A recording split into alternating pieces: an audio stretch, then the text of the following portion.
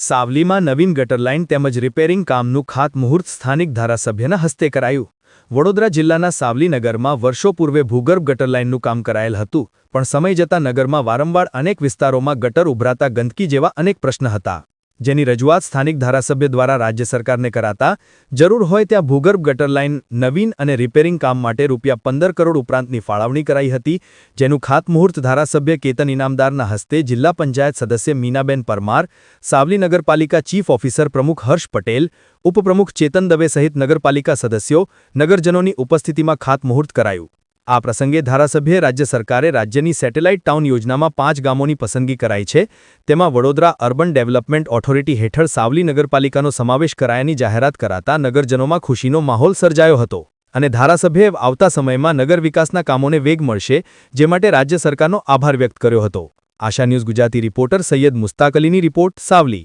સાવલી શહેરની ભૂગર્ભ ગટર યોજનાની સુધારણા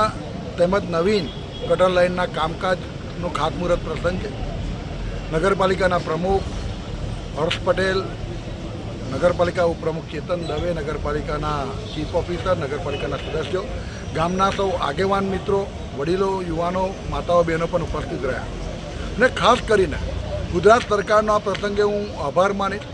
કે છેલ્લા 15 વર્ષથી નખાયેલી ગટર ભૂગર્ભ યોજનાની અંદર જે નાની મોટી તકલીફો જે તે ટાઈમથી બનેલા કામમાં આજ દિવસ સુધી પડી છે, એ નગરના નગરજનોની તકલીફોને ધ્યાનમાં રાખી તાત્કાલિક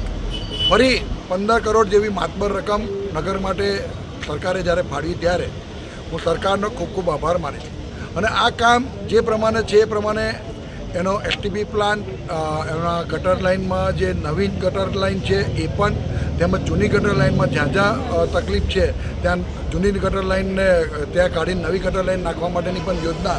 સારી રીતે આ ડીપીઆરમાં લીધેલી છે। આજથી આ જે કામ ચાલુ થાય છે એ કામ જ્યારે પૂર્ણ થશે ત્યારે મારું નગરમાં જે નાની મોટી જે તકલીફો કહેવાતી હતી કે બહુ મોટી તકલીફ અમે ગટરના ઉભરાવાથી જે થતી હતી એનું પણ નિરાકરણ આવશે। સાથે સાથે ગુજરાત સરકારના 5 ટાઉન એ સેટેલાઇટ ટાઉન તરીકે ડિક્લેર થયા, એમાં મારું સાવલી ટાઉન પણ સેટેલાઇટ ટાઉનમાં ડિક્લેર થયું છે, ત્યારે ગુજરાત સરકારનો ખૂબ આભાર માનીશ કે આ સેટેલાઇટ ટાઉન તરીકે જે અમારી સાવલીની પસંદગી કરી છે અને આવનારા દિવસોની અંદર સાવલીના વિકાસને જે હરણફાળ વેગ મળવાનો છે એ બદલ દિલથી, હૃદયથી